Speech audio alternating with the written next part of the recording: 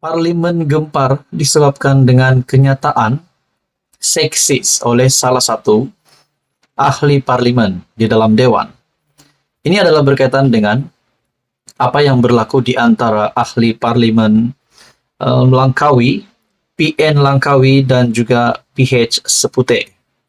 Menerusi sebuah artikel yang kita sudah lihat sebelum ini, tak mahu pakai apa-apa pun tak apa. Ayat seksis MP Langkawi, cetus keco. Nah, ini menjadi satu bualan ramai orang. Adakah wajar ataupun relevan kenyataan daripada MP Langkawi itu? Dengan disebutkan di dalam artikel ini, tak mahu pakai apa-apa pun tak apa. Ayat seksis ahli parlimen Langkawi Perikatan Nasional, cetuskan kekecohan. Nah, adakah beliau akan berisiko untuk dikenakan apa-apa tindakan, rasanya mungkin daripada parti ataupun daripada mana-mana pihak.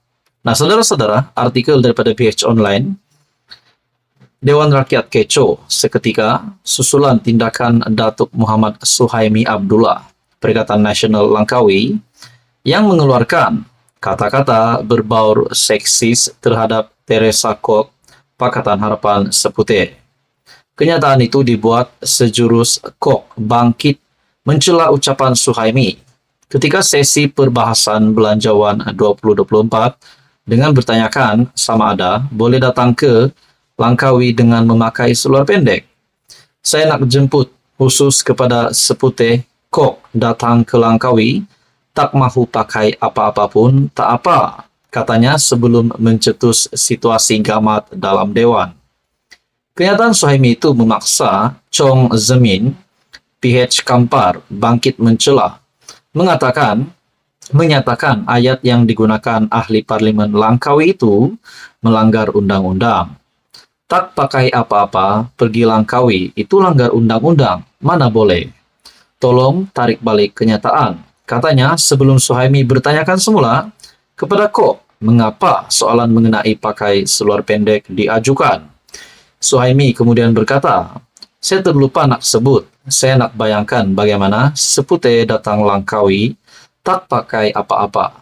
Sudah pasti ini menimbulkan satu kesalahpahaman, ataupun setelah kenyataan ini dikeluarkan, sudah pasti ramai di dalam Dewan akan berfikir perkara yang lain. Kok kemudian membidah Suhaimi dan mendakwa ahli parlimen Langkawi itu berfikiran lucah. Lucah, fikiran kurang bersih, katanya. Nah, saudara-saudara, di dalam artikel yang lain berkaitan dengan isu yang sama, akhirnya pengakuan daripada ahli parlimen Perikatan Nasional Langkawi. Kenyataan seksis MP Langkawi kata hanya bergurau.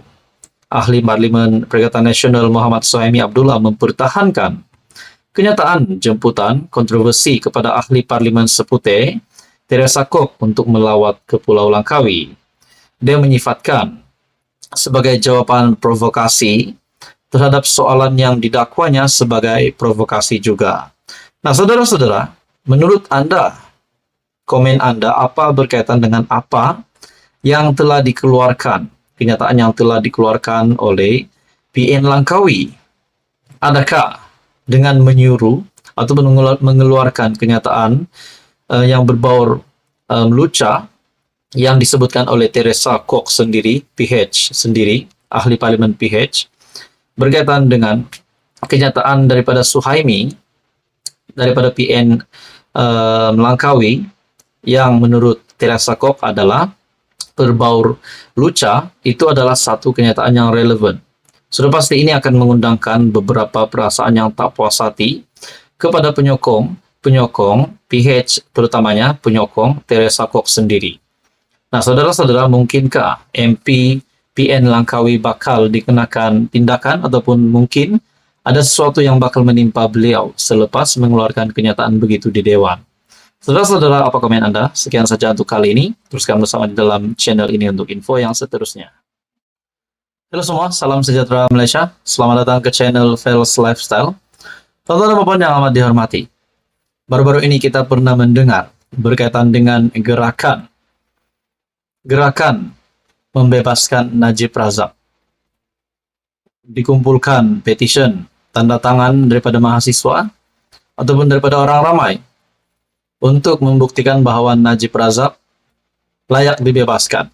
Nah, ada saja usaha yang kita dengar berkaitan dengan gerakan ataupun isu pembebasan Najib Razak.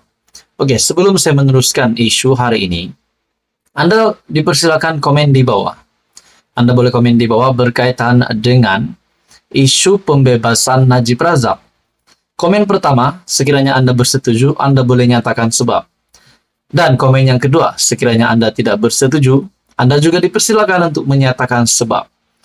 Nah, menurut Anda, adakah Najib Razak sepatutnya dibebaskan ataupun sepatutnya menghabiskan hukuman penjara selama 12 tahun? Nah, satu ulasan dari Syahbudin Husin berkaitan dengan isu pembebasan Najib. Menurut Syahbudin Husin, siri jelajah bebaskan Najib. Kerja sia-sia soal Syahbudin. Artikel pada 29 Oktober.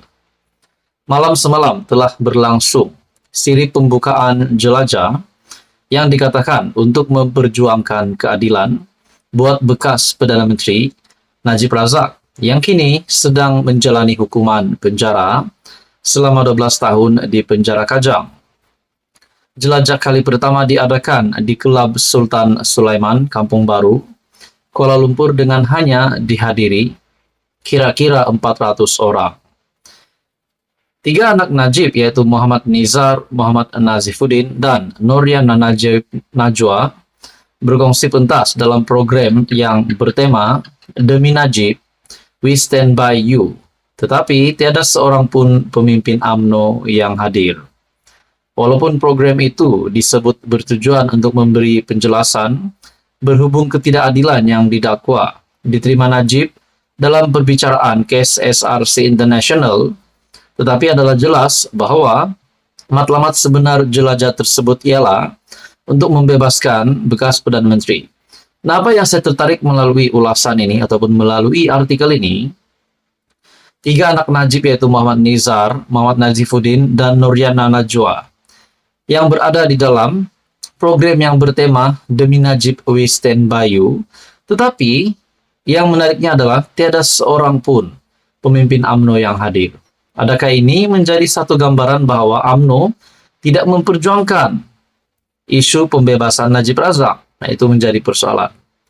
Di dalam artikel ini lagi, ia berikutan penganjur turut meminta para hadirin menandatangani 2 petition berasingan, yaitu pertama yang ditujukan kepada Yang di-Pertuan Agong untuk memohon pengampunan diraja, dan kedua meminta Perdana Menteri Anwar Ibrahim membuat rombakan terhadap sistem kehakiman negara yang didakwa sebagai tidak adil. Kedua-dua petition tersebut tidak lain adalah bermatlamat agar Najib dibebaskan dalam waktu yang terdekat, terutamanya petition pertama. Meskipun adalah hak keluarga Najib untuk mengadakan siri jelajah tersebut. Ia berikutan penganjur turut meminta para hadirin menandatangani 2 petition. Meskipun adalah hak keluarga Najib untuk mengadakan siri jelajah tersebut, waima setiap minggu sekalipun hingga ke seluruh negara, tetapi apa yang dilakukan itu hampir merupakan kerja sia-sia dan buang masa. Secara hukum akal, adalah sukar apa yang diingini boleh membuahkan hasil. Dakwaan bahwa Najib tidak diberi keadilan agak subjektif sifatnya karena beliau telah melalui semua proses keadilan dalam Mahkamah Tinggi, Mahkamah Rayuan, dan Mahkamah Persekutuan, malah juga melalui semakan kehakiman atas keputusan yang telah dijatuhkan. Adakah majority sebegitu boleh dianggap tidak adil daripada semua proses yang dilalui? Keputusan hakim secara keseluruhannya ialah 3-1. Berikutan didapati bersalah atas 7 pertuduhan salah guna kuasa, pecah amanah, dan pengubahan uang haram, membabitkan dana bernilai Rm42 juta milik SRC International, anak syarikat 1MDB, Najib dikenakan hukuman 12 tahun penjara serta denda Rm210 juta.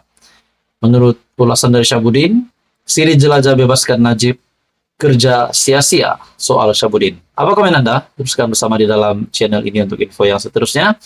Mohon bantu channel ini dengan menekan butang like, share, dan juga subscribe.